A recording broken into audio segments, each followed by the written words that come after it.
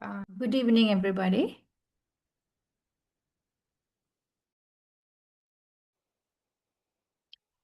Good evening to you all.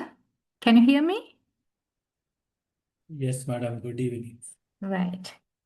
So, are you ready now? Then we are going to uh, do a revision session today. Are you all ready? Exams also coming now, right? So, I have no PowerPoint presentation to share today. We will be doing a revision session today because Dr. Madhu Fernand was supposed to do this lecture, but because of some reason, she cannot do the lecture today. So I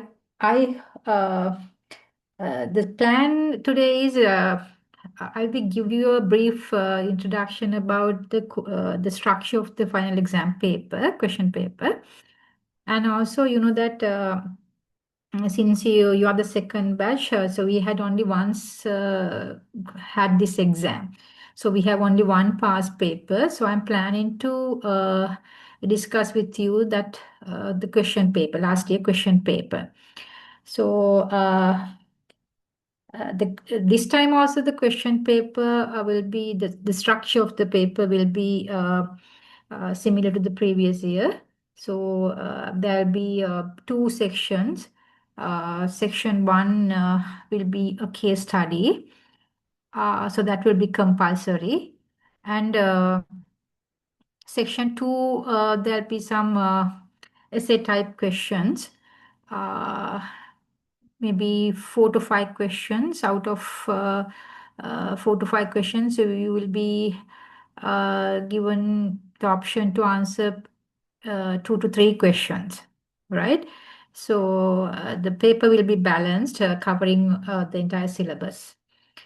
Uh, but don't expect that the questions will be like very direct questions, uh, like asking that what is this and that, and how to, I mean, like that what type of questions don't expect, right? So the question paper basically test you, test your understanding about the subject, project management. So if you have a basic understanding about the principles of project management, the basic concepts and its applicability, and I mean the applications and all these things, so you'll be able to answer the questions, right? The question paper, most the basically the question paper, the questions in the final exam paper will be like essay type questions. Essay type answers will be expected. So you can use your knowledge about project management, the concepts and all. So then you can apply that into the particular context that the question focus on, right? So perhaps for some of the questions there will be no direct, I mean, exact answer, uh, depending on how you are writing and how you are arguing on the particular concept. The marks will be allocated, right? So how rational your answer will be assessed basically. So that is the structure of this time also the question paper. So I think I did 2 or 3 sessions for you, and Dr. Madhu Fernando and Mr. Mr. Sarachan, right? I can't exactly remember the name. So he also conducted some lectures. So the entire syllabus is covered now. Uh, so I guess that you have at least just went through the question paper, last year question paper, to get I mean, understanding about, get an idea about what is project management is about in the final examination, right? So the final examination is, I think, already scheduled, and right. So we'll discuss the last year question paper. Uh, so I have the paper. Let me share my screen.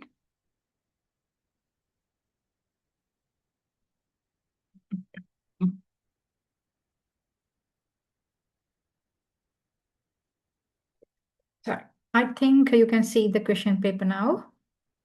Uh,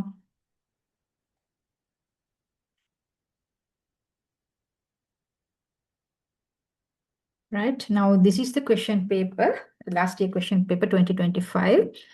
So the exams was held in March. This time also, your exams will be in March, right? So in the instructions, you can see that the paper says that there are two parts, and part A is compulsory. That is the case study, right? So you will have to, I mean, carefully read the given case and answer the questions given at the end of the case study. I think I discussed with you one or two cases, if my memory is correct. So and I briefly explain you like how to analyze a case. So how you should, I mean, highlight the key points, and how to, I mean, summarize the case, and how you can answer the questions, right? So we'll see now this question paper. Now here in this paper, do you all have this paper with you? So let me share this in the chat first, right?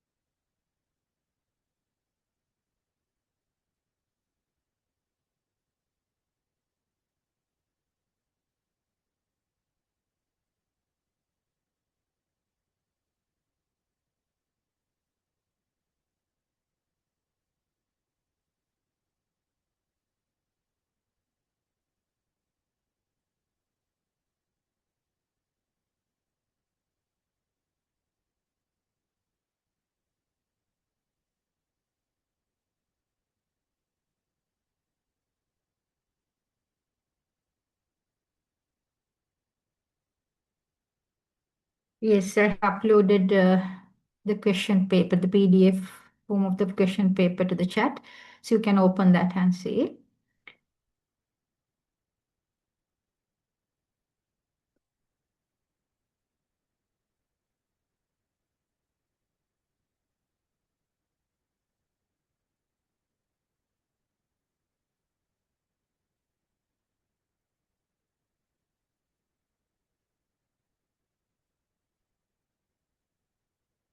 Right. Now this is the question paper.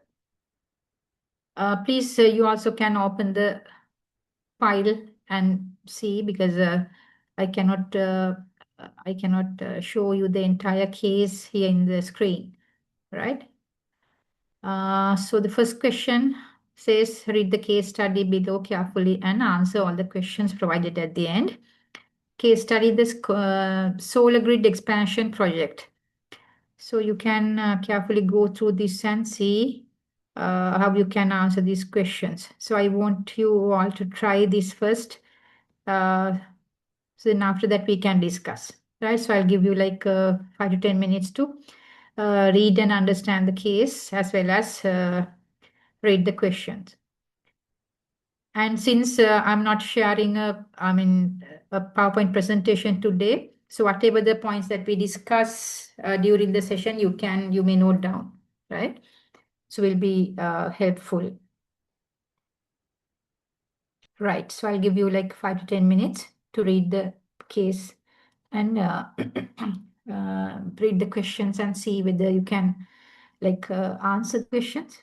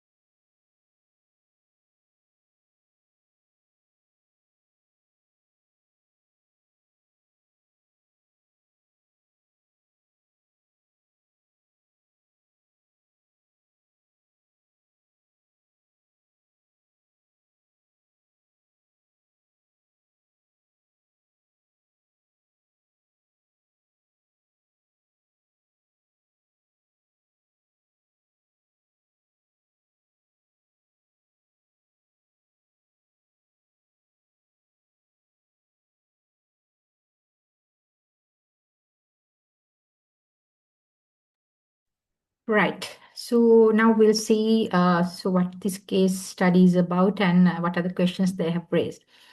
So this case study is about a solar grid expansion project. In the background, they said that Solar Grid Private Limited is a mid-size renewable energy company, and they are going to launch a large-scale solar plant expansion project to meet increase in energy demand and government sustainability goals. You know that even from government side, there is a motivation for the renewable energy companies to start these kind of projects. The project involves installing 150 megawatts of solar capacity across multiple sites within 24 months. So the project duration they have specified as 24 months, right? The project governance structure. The company has established a project governance board consisting of senior executives, external advisors, and key shareholders. So they have established a governance board, right, to govern this particular project. They have established a project governance board. So that consists of senior executives in the organization, in the company, and external advisors and some key shareholders. The project governance board is responsible for oversight, decision making, and ensuring alignment with strategic goals. Right. So their responsibility, their duty is very clearly mentioned as they are expected to oversight the project activities and decision making and ensure the alignment with the strategic goals, alignment of these project goals and project activities with their strategic goals, right? Then project steering committee, on the other hand, there's another committee, project steering committee is in place, including representatives from engineering, finance, procurement, and regulatory affairs. So they have a steering committee as well. It's a steering committees, right? So that committee represent the different representatives from engineering, finance, procurement, and regulatory affairs. So these are the areas that they need specialization to implement the project. They meet monthly to review progress and address critical risks. So they are regularly meeting. That means they are meeting monthly to review the progress and address what are the critical issues that they face at the implementation. And they are also talking about key challenges and risks. So they mention like regulatory delays. Right, they have identified regulatory delays as one of the key challenge and a particular risk aspect. So regulatory delays occurs because local authorities require extensive environmental impact assessment, so that delays construction approvals, right? So they need to get the approval from these local authorities regarding the environmental impact. So they do this assessment extensively. So it takes time, right? So that delay affect the construction approval. So that is a key challenge that they are facing. And supply chain disruptions. A shortage of solar panels and battery storage units due to geopolitical tensions has led to cost escalations. So due to this supply chain disruptions because of the shortage of these solar panels and other battery devices, so that also has impacted their project implementation. So it is also identified as a key challenge. Then stakeholder conflicts, right? So nearby communities raise concerns about land use and environmental impact damaging project modifications. So even though that they have initially identified a particular area to,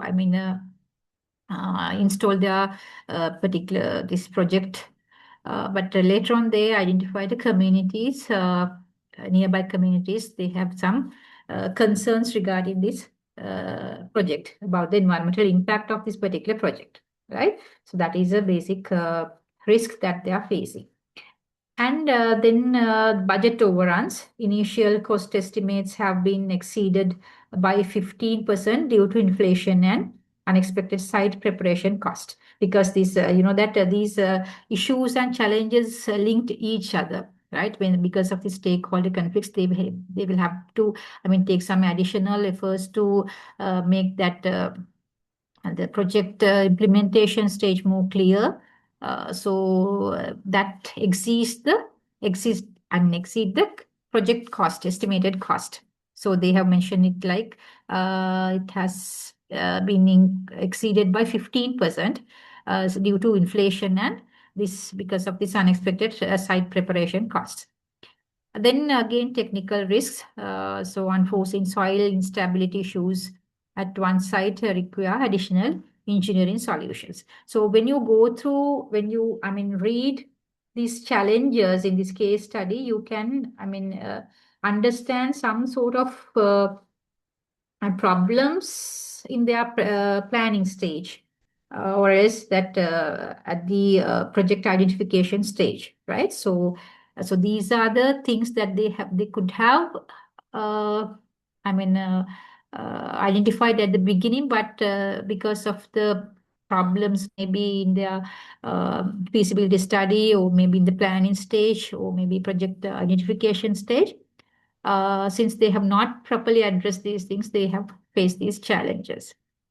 Then crisis situation, they have mentioned the 14-month mark, the project faces a major obstacle. Now they have almost gone 14 months. They have initially decided to complete the project within 24 months. So now they are facing these major obstacles due to regulatory delays and supply chain issues. Basically, the timeline is now projected to extend by 8 months. Now they initially planned 24 months. Now they are planning to extend that by 8 months, and cost may increase by 30% because of these delays and all. Investors and government agencies are pressuring Solar Grid Private Limited for solutions. Project governance board must make critical decisions on whether to seek additional funding and renegotiating contracts, reduce project scope to minimize delays, accelerate construction by outsourcing or to external contractors, engage more actively with government regulators and community stakeholders, right? So now these are the background of the project and the current situation. Right, now we'll move to the questions. Answer the following questions. The first one, question 1, part A, evaluate the effectiveness of the project governance board in overseeing this project. Now, so can somebody tell me the answer? So these are like essay type questions. What do you feel like? Evaluate the effectiveness of project governance board, right? Now you are expected to see whether the project governance board is effective or not. Evaluate the effectiveness, right? If you say that yes, the project governance board is effective, so on what basis you are saying that? What is the rationale for saying that the project governance board is effective? And if you say that the board is not ineffective, then why you say that? The rationale, the reasons. And if you say that in some aspects the board is effective, and for certain aspects the board is ineffective, so you'll have to clearly differentiate between these. What are the aspects that the governance board is effective, and in which aspects they are ineffective, right? So what are the things? Can somebody tell me? Yes?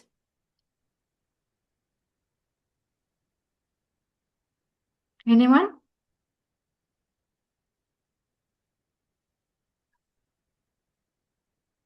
Madam, Yes. that committee is the main intervention party for that risk minimization in discussing regulatory approvals. They have needs like that. Yes. To minimizing delays, they have the responsibility to take steps. Yeah. And also, What are the positive side of these? Now, the question is evaluate the effectiveness of project governance board, right? Now, they said that they have project governance board consisting of these people, and they are expected to do these things, right?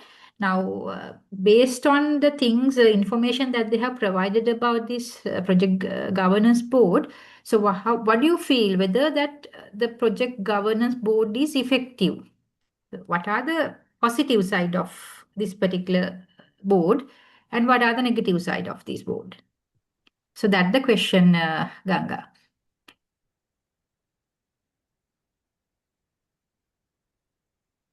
Tell me what are the positive aspects to say that the project governance board is effective. One is now this. because they have Yes, yes, Tushara. they have done they have engaged more actively with government regulators and stakeholders. So one of their strength is that stakeholder communication, and we can say that is one of the effective side of governance board. Okay. I feel like the governance board provides some directions to the projects. Yes. Now, if you carefully read the case study, you can see that there were some problems in the this regarding this governance board also because they have not properly governed the project. That's why they have now even after passing 14 months, still there are some issues, right? So therefore, we cannot say that project governance board is that they are, I mean, their role is effective, right? So what they were expected to do, that they were expected to oversee the project and takes decisions regarding the project. That's how they have explained that, right? So, but they have, if they have overseen the project, maybe that until they reach this stage, before they reach this stage, they could have identified those things and they could have taken some actions. So in that aspect, so we can say that project this governance board is ineffective, right? They have not performed their expected role. I mean, to a certain extent, they might have done, but it's not up to the expected level, right? So one positive thing we can say that that particular structure of the board, they have established that formal governance structure. So with the executives in the company and some shareholders also, right? So that is a positive thing. So if you have that shareholders and executives, that means that the composition of the governance board is good. So they might have selected these representatives, expecting that.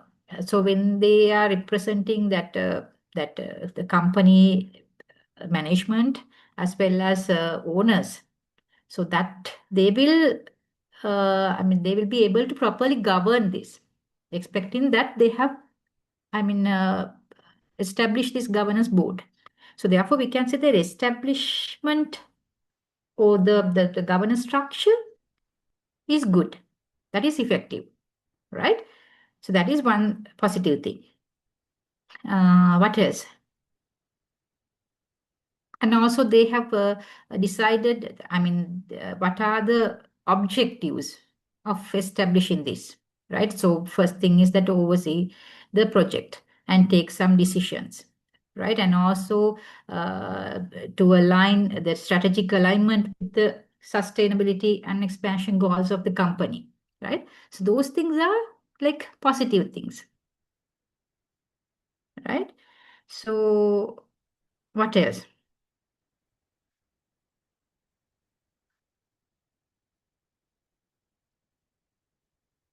Right. Now we'll talk about the negative aspects. I mean, that why we say that they are ineffective.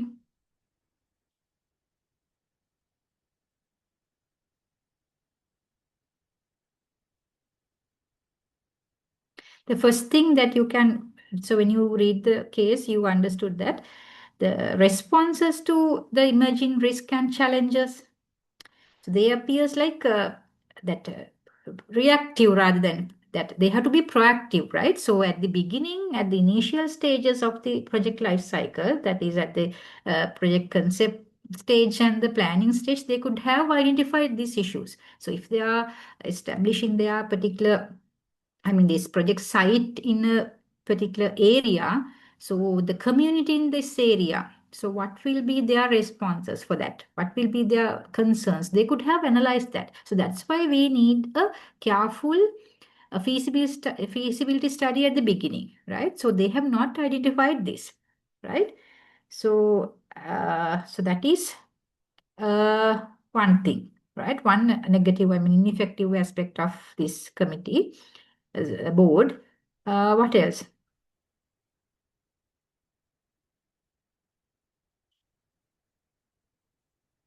And also they don't have, it seems that they don't have early mitigation plans, right? Maybe like that they are here, they say that they are talking about the supply chain uh, disruptions also. So that means that they could have predicted that at the beginning for these kind of projects. If these, so they are the major things that they need to implement the project. So if they face these kind of things, so they will not be able to, complete the project during the specified time, right? So therefore, it is their responsibility to, have a early mitigation plan. Now, if these kind of issues arise, so what is our plan B, right? So what is the plan B? That part has not been done. So that is also negative. Negative side of this ineffective aspect of this project governance board. And also now this is the 14th month now. Now earlier, now this they're talking about this uh, stakeholder conflict management situation because of this the community in that particular area, their concerns, right? So they could have been now this is the 14th month, or they could have been identified that earlier, and that these conflicts could have been stronger earlier than before, right? So they could have addressed that early. And also, madam, at the until the 14th month, they haven't done any soil testing. That could have been Exactly. Yeah, that is also there. They are talking about the soil testing problem also. So that means the most of things that they could have done earlier has not been done. So therefore, even though that they have established with a good, uh, I mean, uh, having some objectives, so those things have not been achieved by this governance board, right? So then you can with some you can get some facts from the given case and highlight those things in your answer, right? Right. So now we'll go to the second question. That is, what additional governance measures could improve decision making in this scenario? So what are the additional governance measures? Now they have not. Now in this first answer for this first question, we are talking about ineffectiveness side now. So you can use those same thing to answer the second part of the question. What additional governance measures could improve decision making in this scenario? What are the additional governance measures?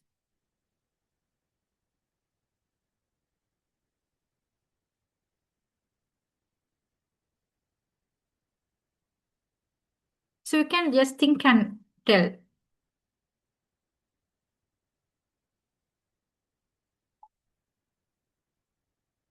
Just imagine the scenario and just think about what are the solutions, what are the additional things that they could have been done, that they could have done. Sorry. One thing now, they're talking about some risks, right? That a lot of risk areas that they have identified, some stakeholder conflicts and supply chain disruptions, and also some regulatory related risks, right? So there are many areas that they have identified as risks. But in this case study, they have not specifically talking about a risk management committee, right? For these kind of project, it is very important to have a risk management committee. So this governance board could have decided to, establish a particular, a dedicated risk management committee for this project, right? So then if they have, established that committee at the beginning of the project, they could have perhaps identified these risk areas, and they could have taken some actions earlier, right? That is one thing. So what else that they could have done?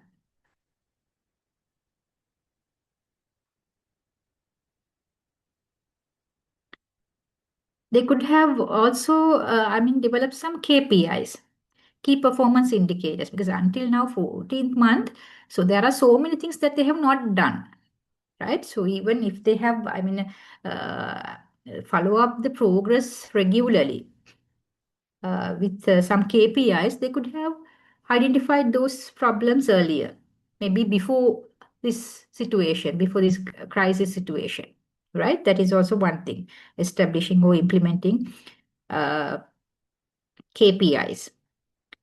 What else? And also we discuss about about a plan B, that is contingency planning, right? So that type of planning, don't know whether they have had that, but in this case study they have not revealed anything about contingency planning. So we can suggest as an additional governance measure, so having a or introducing a contingency planning. What else?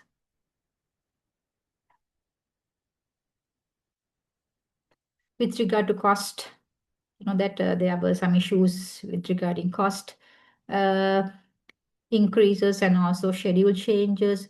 So for that, what you can suggest?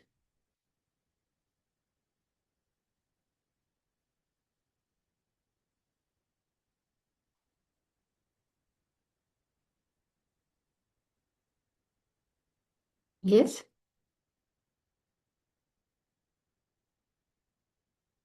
They can conduct some uh, independent audit about this cost and schedule, right? So that is also another measure that they can implement.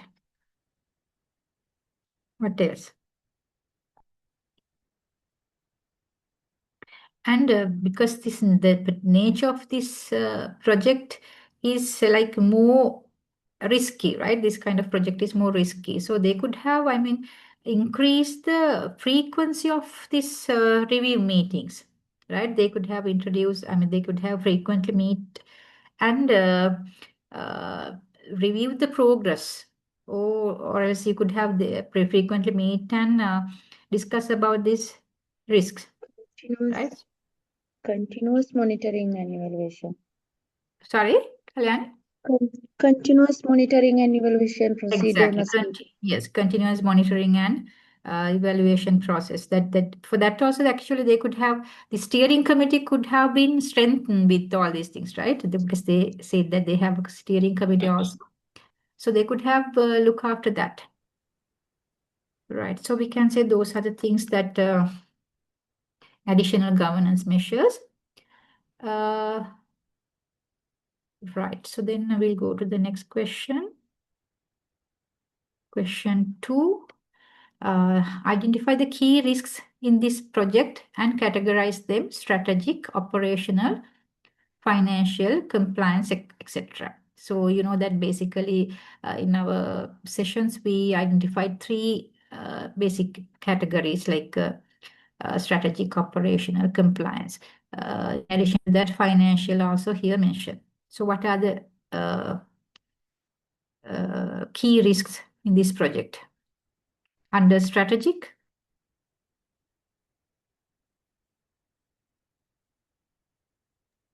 Government policy decisions, like yes, that is about, yes, if it is regarding government policy decisions, yes, we can say that is a strategic risk, and also we can consider that as a regulatory risk as well. That is a compliance, legal matters, right? What else?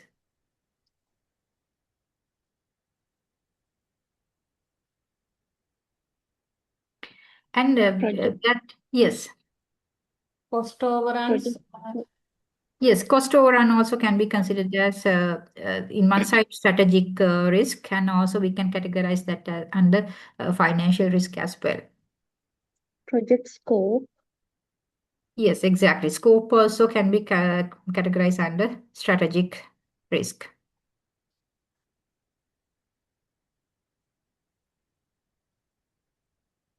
What are the basic, challenges and risks they have identified? So take them and see whether you can categorize them under strategic, operational, financial, or compliance. The first, they are talking about regulatory delays now. So that can be categorized under compliance risk, right? So then they are talking about supply chain disruptions. That can be considered under what risk? Operational. Operational. Yes, operational risk. Then they are talking about delays, right? Schedule delays. So that can be considered under That is also operational. Operational, and also that can be considered sometimes under strategic as well, right? So then they are talking about budget exceeds. That is financial risk, right? Then they are talking about this community conflicts. So that is compliance. That is not HR, because they are talking about maybe some issues might have been there, but they are talking about that the community in that particular area, no? Right? land එකකේ තියෙන area එකේ ඉන්න that community have some concerns regarding environmental issues with the project. So that can be categorized under Compliance. Compliance. Yes, yeah. Partly you can consider that as compliance, and also you can consider that as a strategic as well, right? Because strategically that is the main thing that they could have been identified, right? That directly impact on their main goal of the project. So that's why we can consider that as strategic. Then what else they're talking about?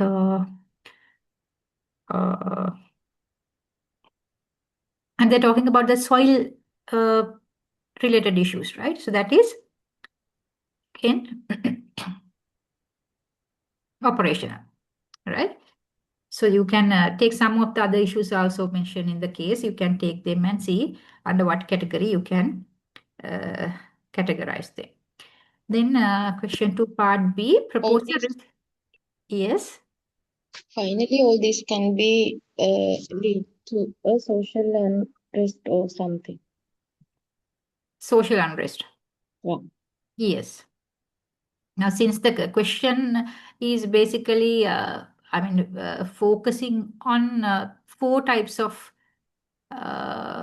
risk categories, and also the etc. is there. Yes, you can. Yes, you can. Then the next question, propose a risk response strategy for at least 2 major risks. So now you have identified like maybe 6 to 8 risk categories. So you will have to propose some risk response strategies. What are the risk response strategies? For example, if you take that regulatory risk, so what are the response strategies?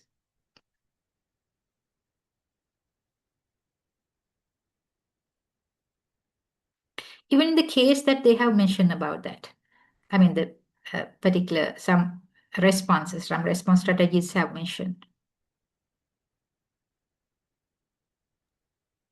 They have to discuss with the government. Yes. More and more. Early engagement, right? So early, have to take some actions to discuss with the particular authorities. What else? They can hire some consultants for this, regulatory consultants, right?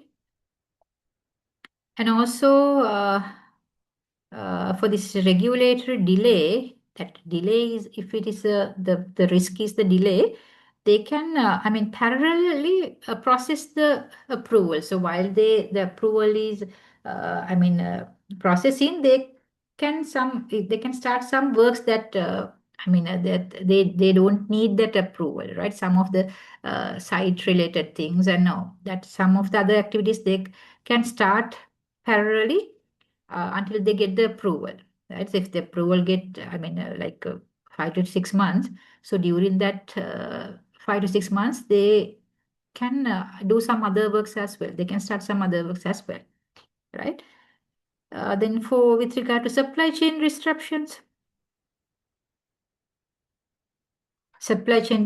mean that maybe the suppliers that maybe that they don't get that particular raw materials, that solar panels and all these things, right? They were talking about. So what they can do? They can have more suppliers. Yes, they More can have, strategies. different suppliers from different geographical, I mean, regions, right? Areas, maybe from different countries. So what else?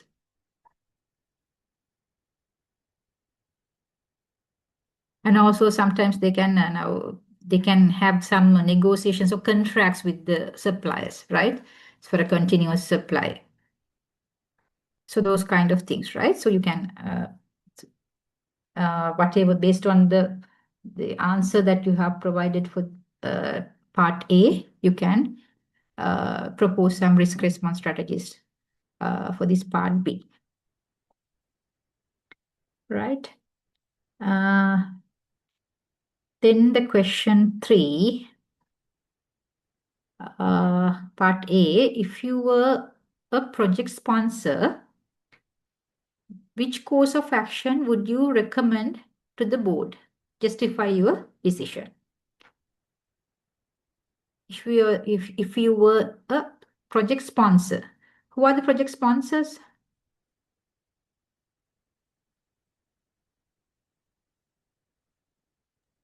They are the person who is financing the project. Not, yes, financing the project, but basically they're the internal, maybe the top management, right? The owners of the company. So they are the project sponsors, no? So if they are, I mean, if they don't have enough finance, so they will probably go for loans and all this. Then the external funding agencies will be funded the project, but still the project sponsors are the top management, right?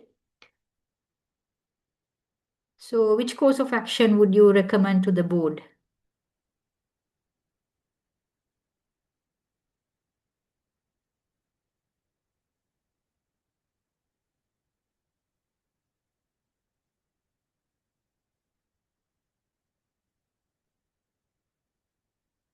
Yes.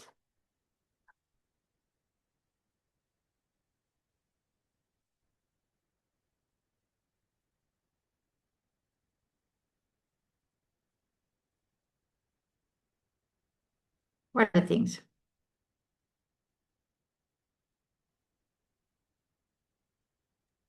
At the project initiation,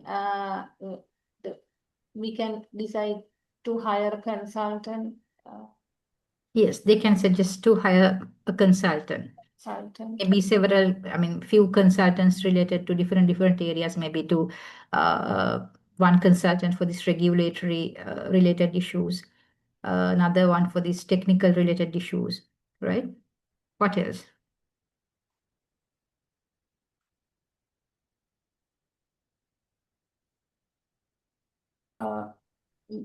Then project sponsors can have, if they are lacking of the budget, they have to find another source of funding. Yes, maybe they can recommend to I mean see the feasibility of obtaining some other sources, right? Finance sources. Maybe to get additional funding.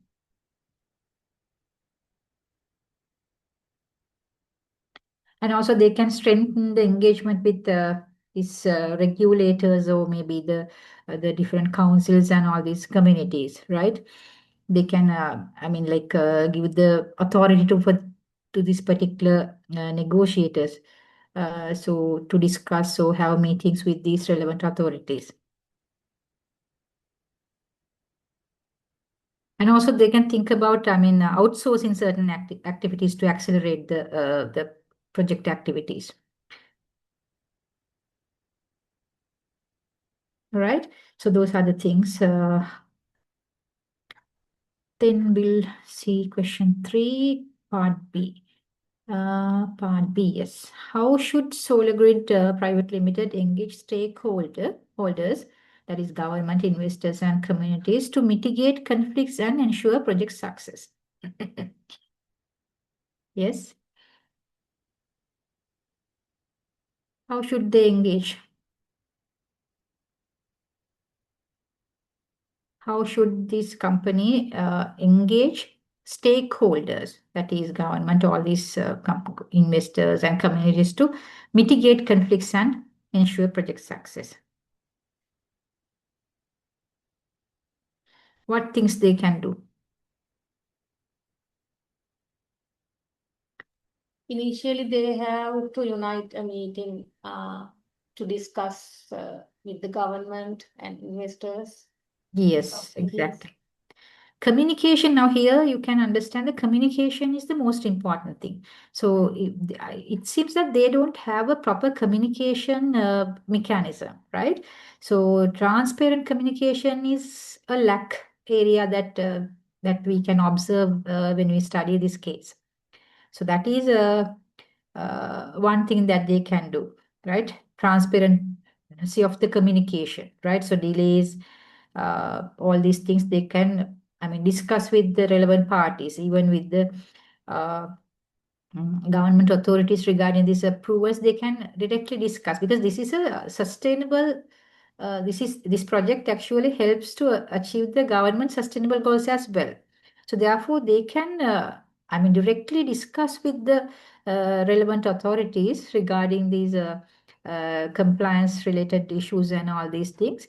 For that, actually, they have to have, experts to, take the front, right? So they can maybe hire some consultants for that. So then they can improve this communication with them.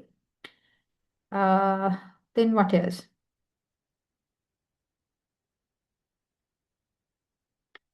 And also they can have some time to time some meetings with these different stakeholders, right? Once again, it's a kind of communication, right? So they can brief what is happening and what has happened and what are the future actions that they are going to do. So then, since all these parties are involved, proper solution can come up. Sorry. What else?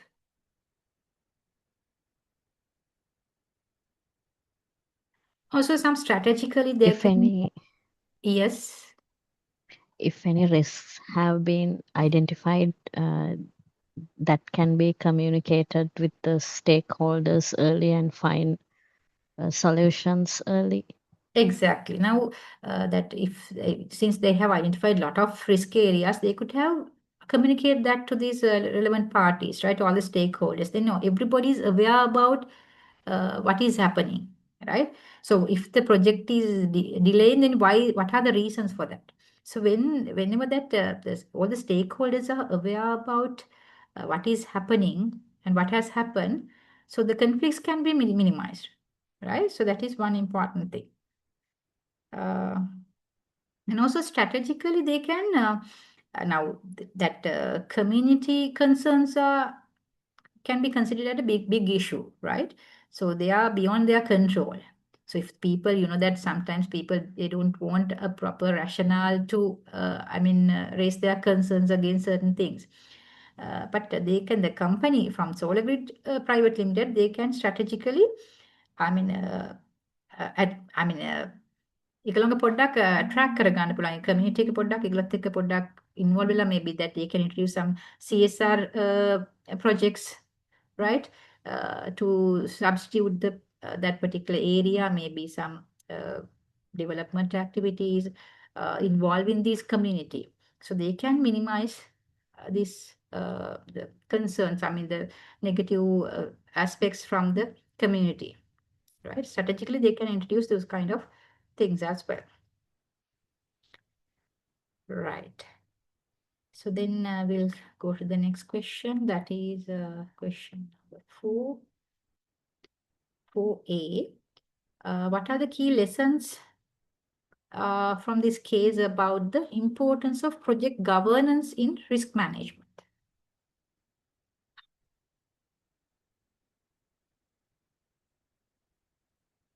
Yes. What are the key lessons from the case about the importance of project governance in risk management? So now they're talking about a governance board, and the major challenges and problems they face is with risk management, right? So what is the lesson from this case study that you learned about the importance of project governance in risk management? Early identification of all risks is Yes. important. Yes. Yes, that is important. Then what else?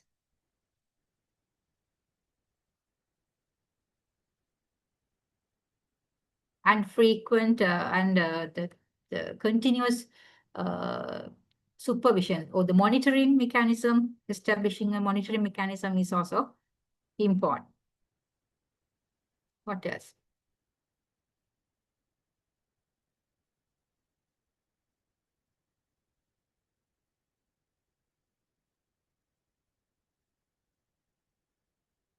Risk categorization and give priority for most dangerous things like that. Yes. Oh, That means having a strong risk management team, right? With the governance, the company can establish a strong risk management team. What else? Another important thing that they, highlighted throughout the case study was about this stakeholder management, right?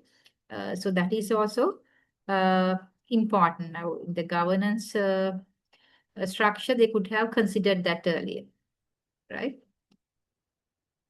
Right. These are the things. So you can argue, right? You can write your own answers, own points with some supporting evidence from the case study. So there is no strict answer for these case studies, right? Depending on how you argue on that and based on what rationale you are providing for this answer. So then we'll go to the next question. That is the final question of this case study. How can companies proactively prepare for such project risks in the future? How can companies proactively prepare? So what things that they can do to face these future risks? So that is actually, you can write the answer for this question. Understanding what are the problems, what are the drawbacks of the case, right? So what they missed from the beginning, from project management point of view, right? One thing that you know that in project management, we basically discuss about this feasibility study, right? Having a proper analysis about the analysis or assessment about the different aspects of the project. So there we are talking about the technical feasibility, operational feasibility, legal feasibility. So those different areas, right? Different aspects. So that is one important thing. Conducting a good feasibility study or maybe a good risk assessment at the beginning, right? So maybe now, since they are talking, the question is asking about how companies proactively prepare for such project risk in the future. So you can say maybe even now they can conduct a comprehensive feasibility study. So then what else? Another thing that we identified was like So once again, that we have to identify that things, challenges that they have identified. First thing was about this regulatory issue, right? So then supply chain disruption. Then about this risk assessment problem, right? Then what else? Budget issues, Sorry? price escalation and budget issues. Yes, budget-related issues. And also that some operational related issues like soil testing and all these things, right? For all these things, you can suggest certain, actions that they can conduct in future, right? So now that is the case study. Now for this case study, total marks allocated was 40, right? Then part B, you have 5 questions. You are expected to answer 3 questions. That means each question carry 20 marks, right? We'll see now part B, question 1.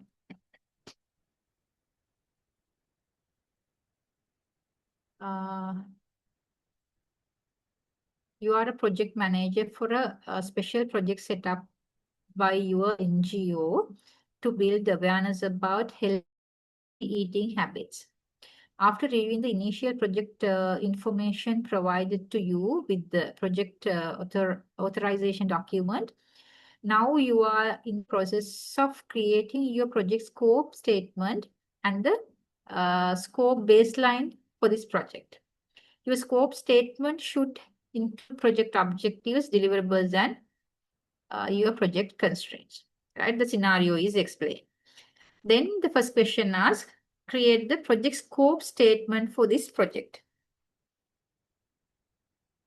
What is project scope statement? Yes. What is project scope statement?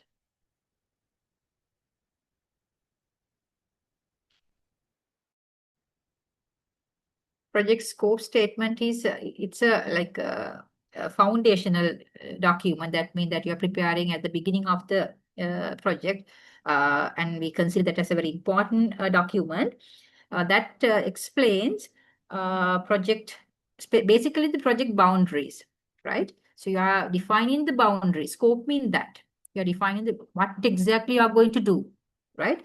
Project boundaries. Then what are the things, what are the objectives or the goals that you are going to achieve, and what are the different outcomes, right, at different maybe different stages at the end. So what are the different outcomes, and what are the constraints, project constraints. So those are explained in this project scope statement, right? Now they have given the scenario and asking you to create the project scope statement for this project. Now here actually you are expected to create your project scope statement for this project. So you can have your own template for that. Maybe as a table you can present that, right? Then maybe as some small paragraphs you can explain. So whatever the structure or the template, you have to explain, you have to cover these things: the project objectives, deliverables, and your project constraints. They have given you the scenario in brief. So other things you can imagine and develop your own project scope statement, right? Maybe that we can say that first you will have to write project objectives. So you can write this project is to increase the awareness of healthy eating habits among the community in this, maybe you can mention maybe in Hambantota district or somewhere, right? So when you're writing the objectives, you have to keep in mind that it should be like in objective forms, right? When you're writing objectives, you know that SMART theory, right? Objective should be SMART. SMART means SMART. S mean The objective should be specific. When you're writing an objective, you have to write it, say it specifically. This is what exactly you are going to achieve. Then M, the objective should be measurable. Then A stands for achievable. So whatever the objective, that should be able to achieve, right, at the during the project duration. Then R mean realistic, right? So it should be, the objective should be realistic. Then finally T is time bound. That means if the project is, we'll say for 6 months, whatever the objectives that they are writing should be able to achieve within this time boundary, right? So then you can write the objectives. You can just imagine and write, as I said earlier, the first one, to increase the awareness of healthy eating habits among the community or the people in Hambantota district or Vavuniya district or somewhere. Let's be specific, right? Even you can imagine and just write something to be specific. Then you can write the next objective. Maybe you are planning to conduct some awareness sessions, maybe like kind of seminars or some kind of awareness sessions. Regarding that also, you can write objective. So likewise, you can first write objectives, then deliverables. Deliverables mean that outcomes, right? So that the final outcome is actually you want to, increase the awareness among this particular community, about this healthy eating habits. So maybe before you achieve the final objective, in between, you have to have some outcomes, right? Maybe some awareness sessions, right? Then you can develop some, maybe some brochures or some handouts or posters, maybe a social media campaign, right? So those kind of things. So these are outcomes, deliverables. Deliverables mean outcomes, right? So you can mention about these things also. Then finally, project constraints, right? Under project constraints, you can say, maybe discuss about the budget, then the duration of the project, then also certain things that you can just imagine and write. So here the important thing is whatever the things that you write should be matched with the scenario explained here, right? So that you'll be given 8 marks. Then the second question, how does the traditional approach to project scope planning differ from modern and contemporary approaches? When we are, doing our sessions at the beginning, we discuss about traditional project management approaches as well as modern or contemporary project management approaches. So in these two different approaches, the project scope planning is also different. So the question asks, how does the traditional approach differ from modern approach with regard to this project scope planning? Project scope planning. So what is the answer? What is traditional approach? For traditional approach, we also call it as waterfall model, right? If you can remember, we discussed that the very first session. So that the waterfall model is it's linear and sequential, right? So they are like they have very specifically structured approach, right? They have defining the scope at the beginning and very less room for do the changes.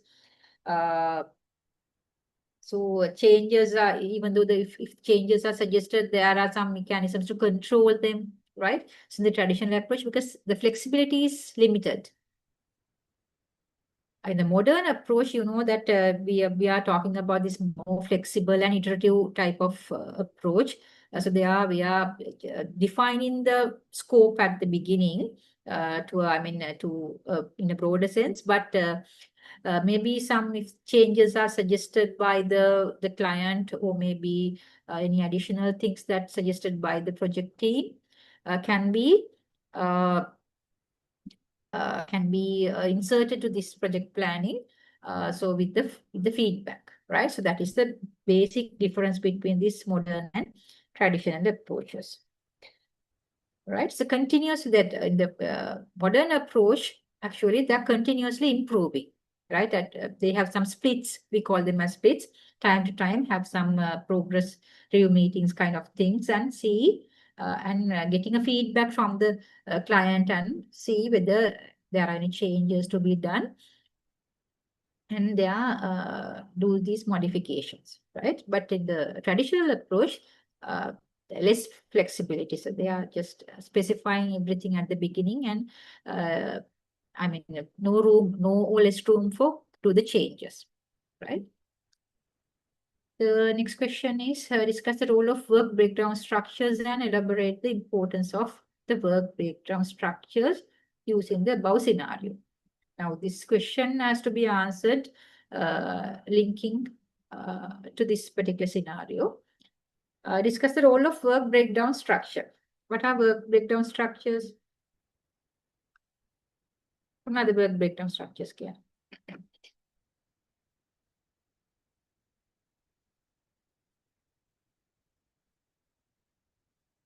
What is the role of work breakdown structure? One main item broken into sub items.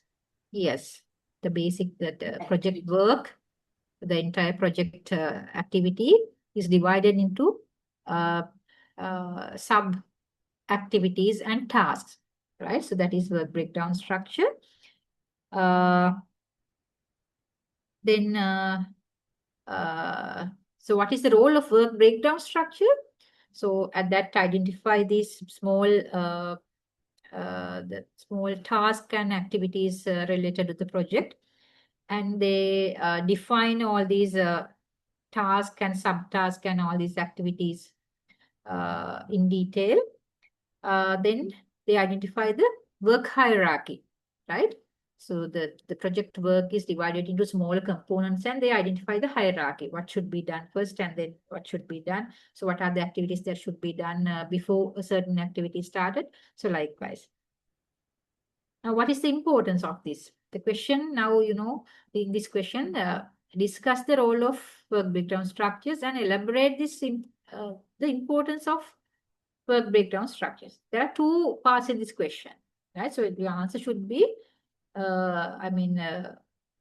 should be explained addressing these two. Why this work breakdown structures are important? Because one thing, it helps to assign the duties or the responsibilities to the project team, right? And also it helps to identify the major activities, and according to the major activities, you can plan the resources, right? And also you can plan the budget also sometimes, right? And also basically it helps to manage the project duration, right? Project duration is managed through these work breakdown structures. So likewise, you can write these advantages there. Then project risk management helps improve the success of any project regardless of the industry the project operates in. Using your own industry background or your specialization, complete the following task. Describe briefly real or hypothetical project in your industry and develop a project risk register. I think this can be, you can simply think about this and do, right? Related to your organization, or maybe the organization accessible to you. Think about that, and it can be a hypothetical project. Just think about the risk categories, right? And develop the risk register. Then perform a qualitative project risk analysis exercise with with probability impact matrix. PI matrix means probability impact matrix. And rank the risk from the highest to the lowest. What is probability impact matrix? In the risk management process, we identify certain risk and probability of occurring that risk, right? So we identify basically some risk categories, maybe compliance risk, operational risk, and some other risk categories, or maybe some specific risks identified, and then we analyze the probability of occurring that particular risk, whether it is high or low, right? Based on that, you can rank the risks. If there's a particular risk and probability of occurring that risk is very high, then you can rank that first. So likewise, you can develop the, you can rank the risks, right? So then discuss the strategies used to respond these risks. So I will be not discussing all these questions. I think most of the questions you can just read and write. If you have a basic knowledge about project management in the entire syllabus that we discussed during these sessions, this is not a hard question paper, right? This is very easy. I'll do this question. Question number 3. You have been asked by your project sponsor to present a project's critical path in the next project meetings and explain to the management why some activities can be delayed without delaying the project and some cannot, right? I think you could have done this, the critical path analysis and this network diagrams, right? This is related to the network diagram. So in this question, they're asking you to, using the data given in the following table, draw the network diagram, identify the critical path and the duration of the critical path. The first question. Then the second question is, what are the activities that cannot be delayed without delaying the project? Then what are the activities that can be delayed without delaying the project, and by how many days can be identified activities be delayed without delaying the project? Sorry. Then elaborate your answer to point 2 and 3 with the concepts you have learned in your project management subject, right? So you are expected to draw the network diagram and identify the critical path and the duration of the critical path first, right? So I'll be doing this in a Word document. So I'll stop sharing this and start sharing a Word document. Right. Now this is the table that they have provided the data. Now you are expected to develop or to create the network diagram for this, right? So they have given activities in the first column, and the second column, the duration to complete each of these activities. So we can consider these things as days, maybe, or weeks, right? Predecessors, you know what are predecessors? Predecessors mean that the particular activity that should be completed before starting this activity, right? So now we'll try to do the network diagram. The first one, I'll draw in this. The first activity is activity C. These are very ugly, right? Word draw option. So then activity D, right? Activity D, for the activity C, there is no any predecessors. That means that activity C can be started without, doing any other activity. That means at the beginning of the project, they can start activity C. Then activity D, the predecessor is activity C. That means activity D can be started after completing activity C, right? So activity C completed, then you can start activity D, right? Then activity F. Activity F can also be started once you complete activity C, right? Activity C completed, then you start activity F.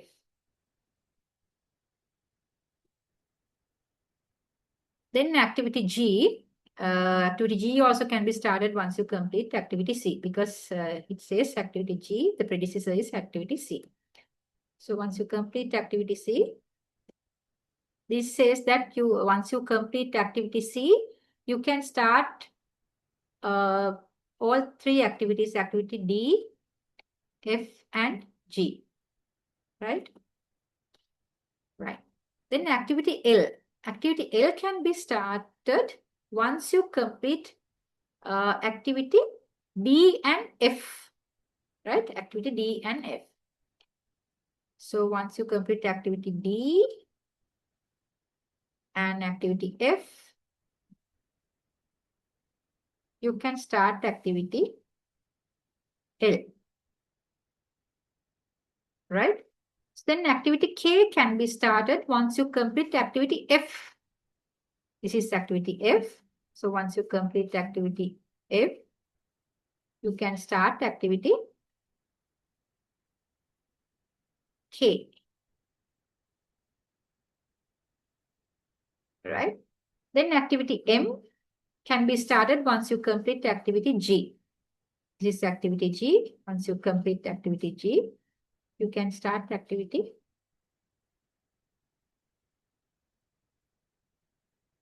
M. Then finally, you have activity P that can be started once you complete L, K, M. That means all these three activities, right? L, K, M. So after you complete all these three activities, you can start activity P. Make me hurry කැතට යන්න, but this is the network diagram, right? So I hope that you understood and you could have done this with Dr. Madhu, I guess.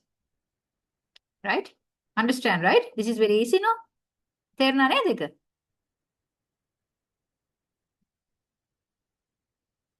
Network diagrams කරේ නැද්ද?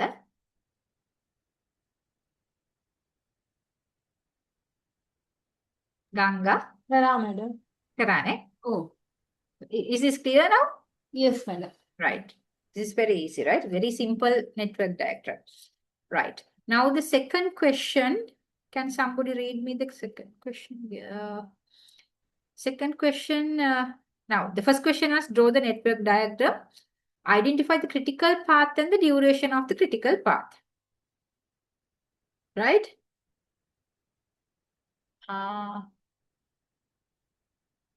Yes.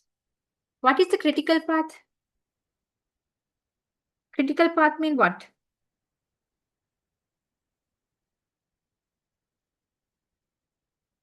That part decide the project duration. Yes, that is the path with project activities that can be, yes, what? We cannot delay any activity in the critical part. Yes. The critical path is the path with a particular set of activities which cannot be delayed in order to complete the project during the specified period of time, right? That is the critical path. So how to find the critical path? Critical path is the longest path in the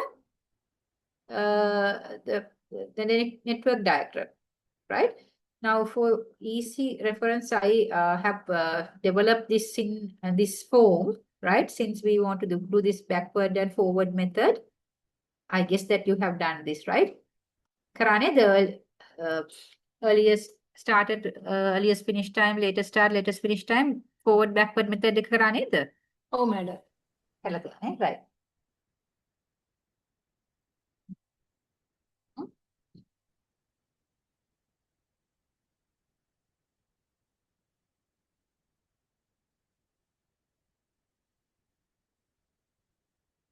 Give me 1 minute. Make it. Try this. Right. the same diagram I have developed in a different form of this. මෙතන මේ circles වෙනකොට මම මෙතන squares අරගෙන දාලා තියෙන same diagram, right? මෙන්න මේ විදිහට තමයි අපේ diagram එක එන්නේ. Then now according to this, the duration is given, right? Duration for each activity is given. Activity C, the duration is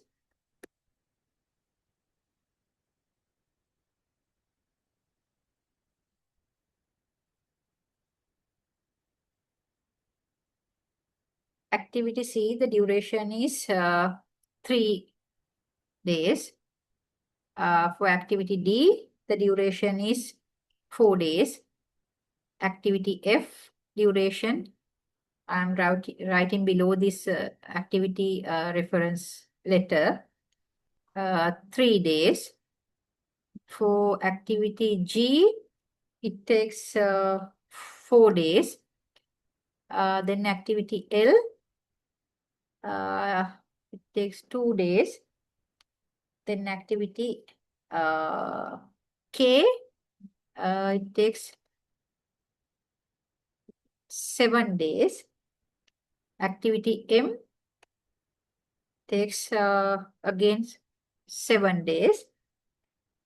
Activity P, it takes 2 days, right?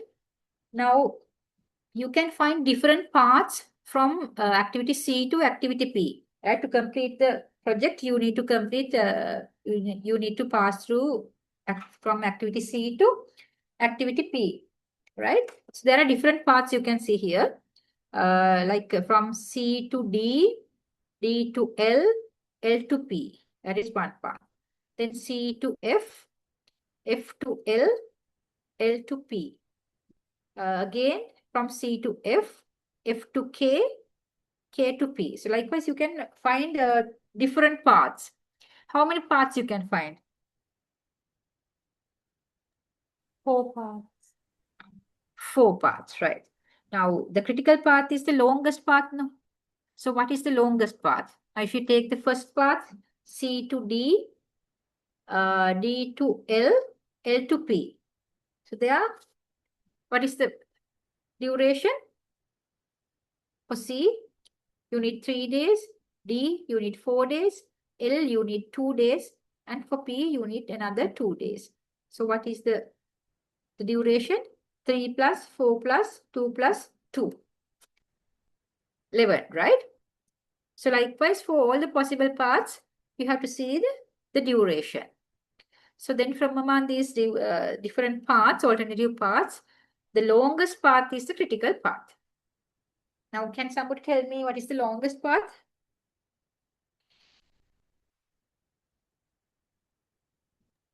CGMP. CGMP. Right. So we'll draw that.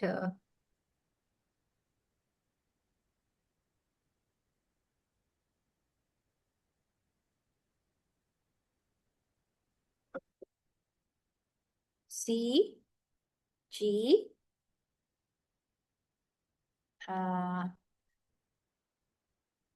then M, P, right? This is the critical path, right? So what is the duration?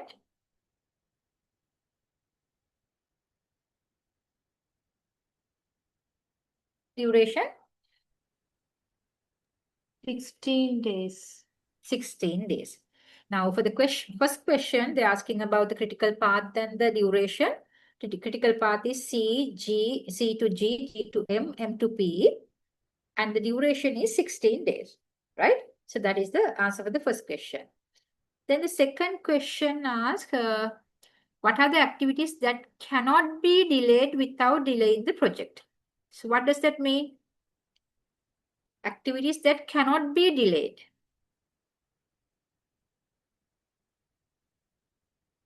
So activities that falls on this critical path are the critical activities. Critical activities mean, so you cannot delay these activities, right? If you delay these activities, the entire project duration will be delayed, right?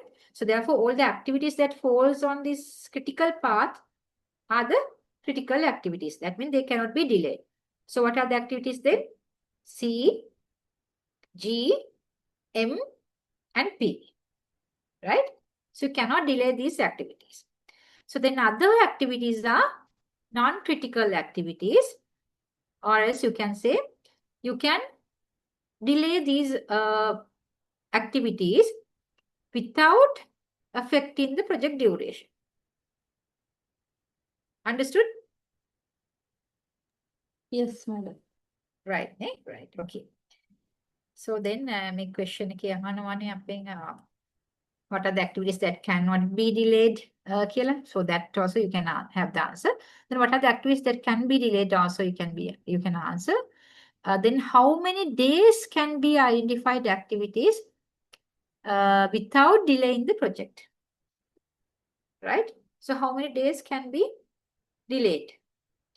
To calculate these delays, you have to calculate the float. Right? Float එකක් කියලා ඉගෙන ගත්තා නේද? Float කියන්නේ the time duration that you can delay a particular activity without affecting the duration of the project.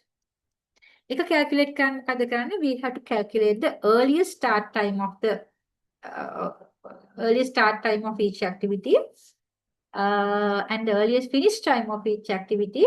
Here I have given in this table latest start time of the activity and the latest finish time of the activity. So shall we do this quickly?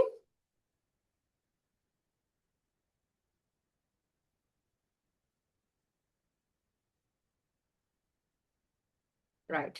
Earliest start. Now activity C, that activity C is the first activity that we have given. So earliest start, we assume that today, right? So here, so we state the earliest starting date of the activity C is 0, right? Then earliest finish time, right? Earliest finish time means, you know that for activity C, they need 3 days to complete. So earliest finished time, date will be the 3rd day, right? So then for activity D can be started once you complete activity C, right? So therefore activity C, the earliest finish time is 3. Therefore activity D can also be started. So once you complete activity C, then 3rd day is the earliest possible start time of the activity D.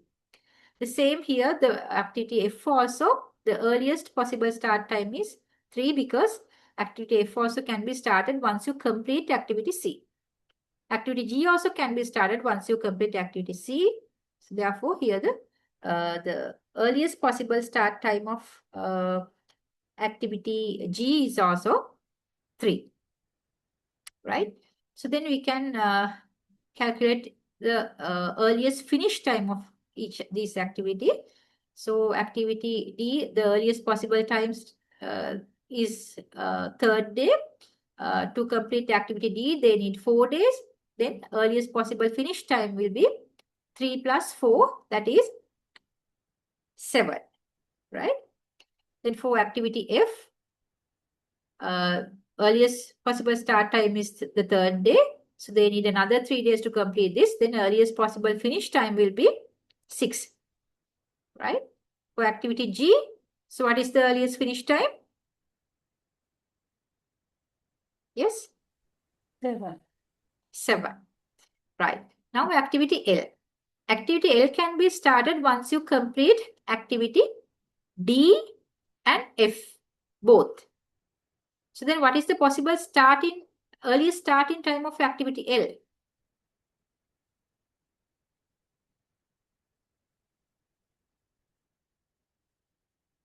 Yes? So once you complete activity D and F only, you can start activity L.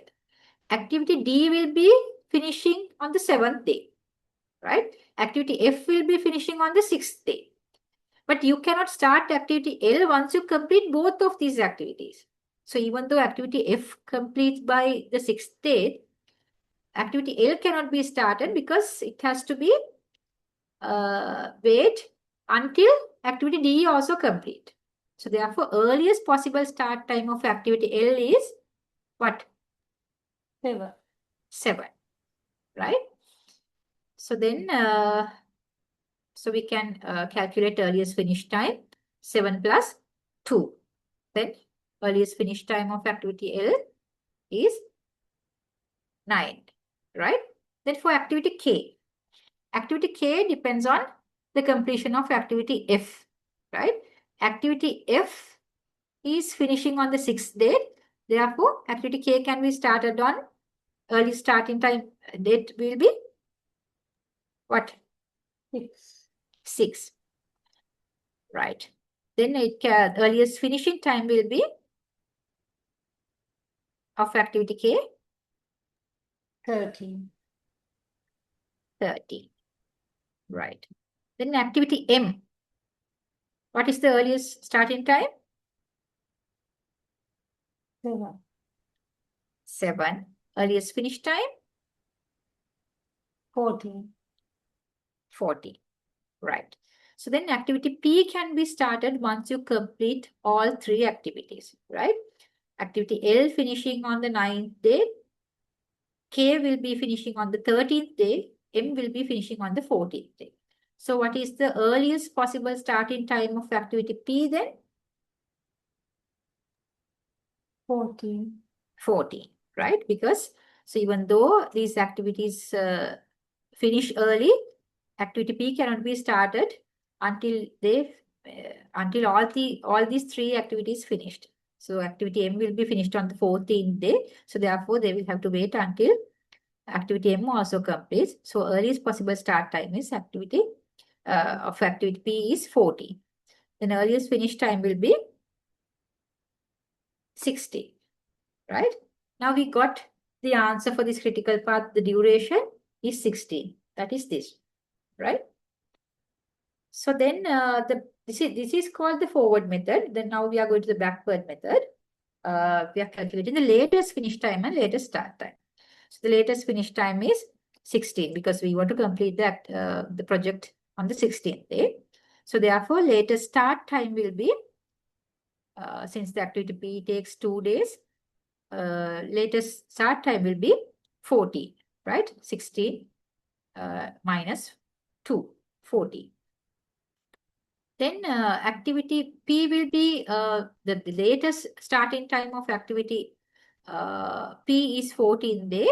So therefore, so these activities, since these 3 activities has to be completed to start activity P. So therefore, if the activity P needs to be started on the 14th day, so these 3 activities at least needs to be complete by the 14th day, right? So therefore, the latest finish time of all 3 activities is 40.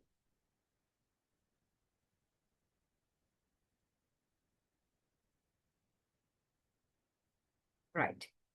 Then we'll move to activity. Sorry. Now we can calculate latest start time of these activities.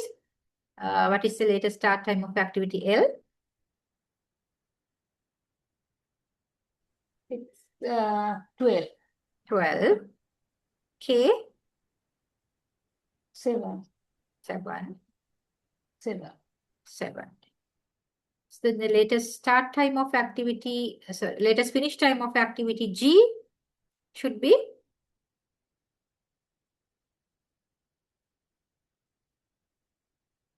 yes.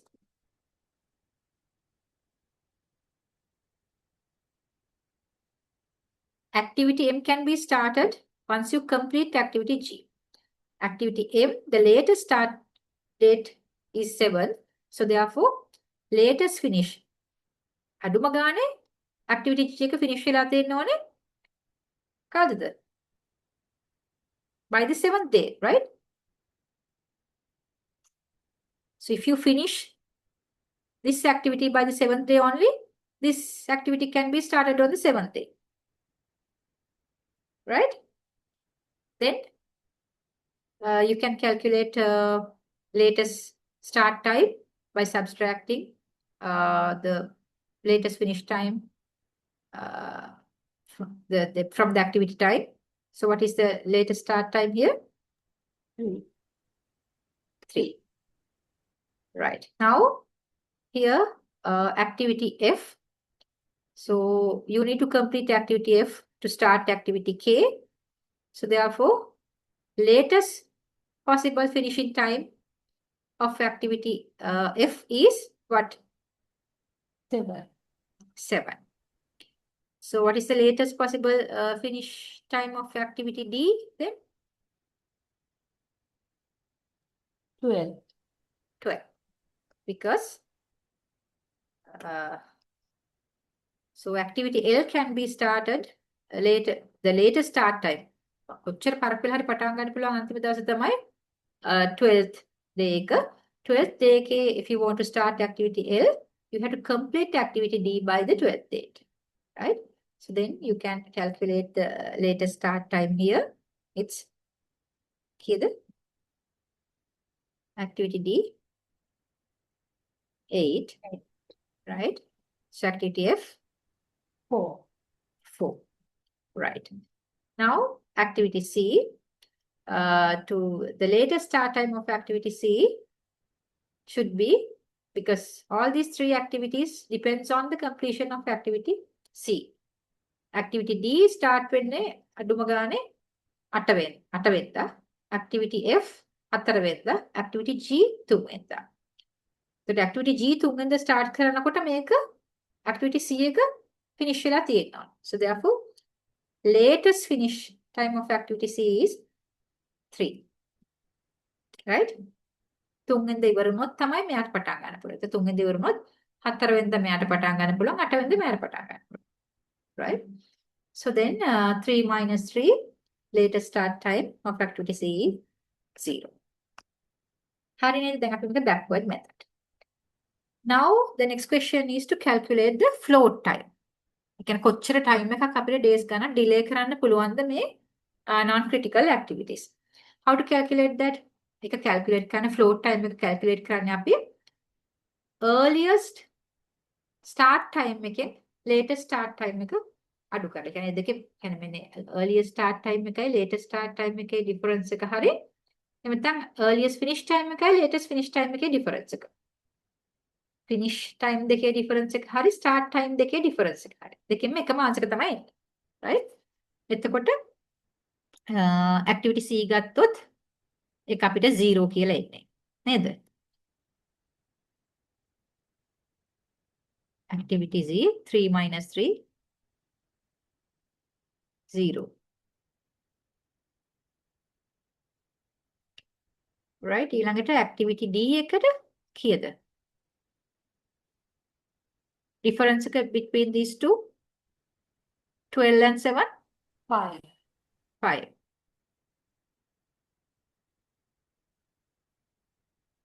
sorry cat the 5 එකක් ආවා.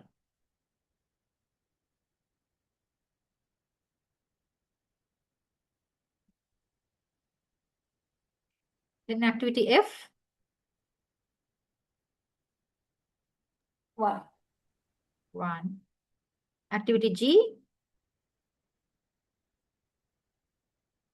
0. 0. activity L again 5. K 1. 1 0. 0. Here also 0. Now you can observe one thing, right? So the activities fall on the critical path. The float time is 0, right? So in our critical path, we had C to G, G to M, M to P. Now you can see activity C also, the float time is 0. Activity G also 0. Activity M also 0. P also 0.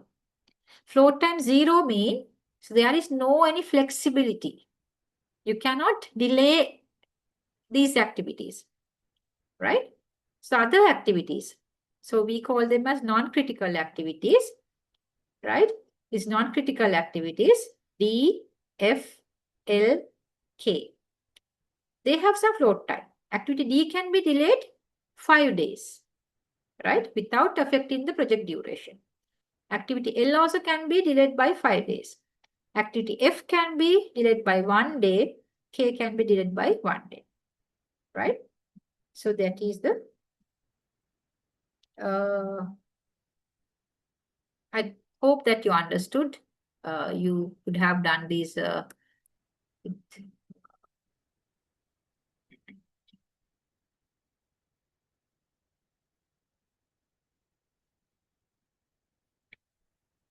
Right, then the next question is asking about to elaborate the 2 points.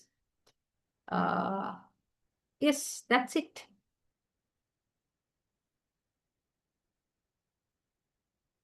For other questions, you can just try.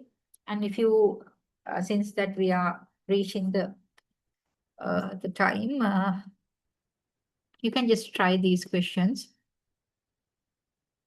What are the 4 functions of cost management? Yes.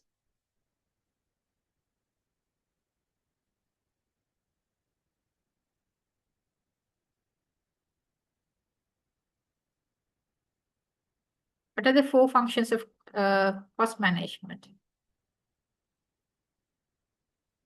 For the first question number 4, part 1.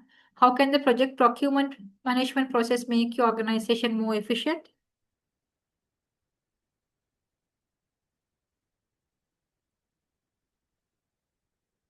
Project procurement management process එක කොහොමද important වෙන්නේ?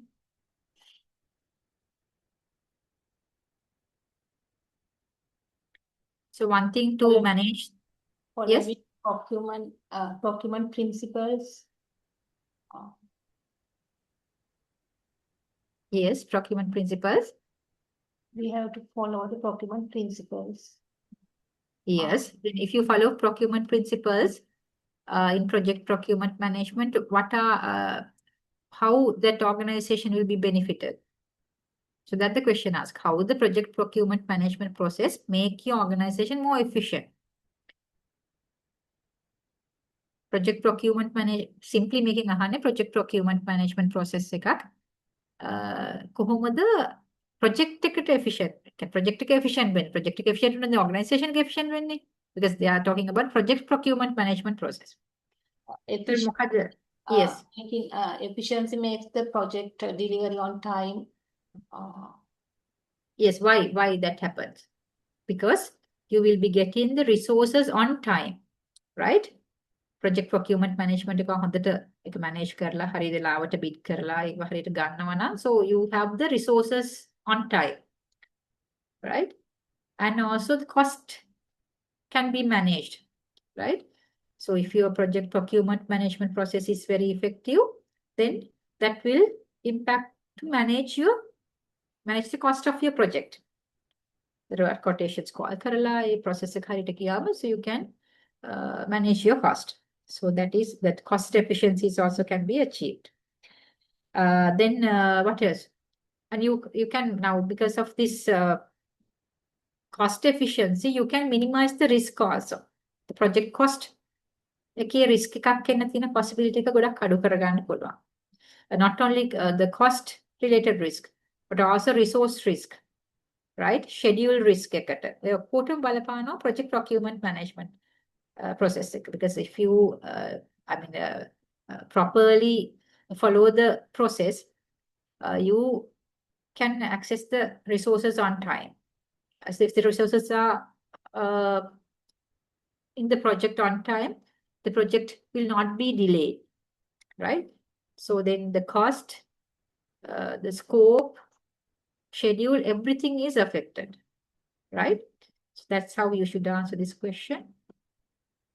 Then what are the cost management functions?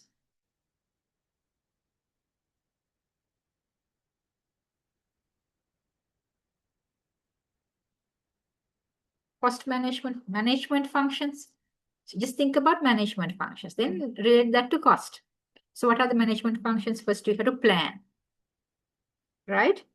So then you have to with regard to cost, once you first you plan, right? So first you identify what are the resources, what are the activities, right? Then what you do, you then estimate the cost, right? For each resource. So how much you will have to spend for each activity. So what are the expenses? So likewise, you can estimate the cost, right? That is the second step.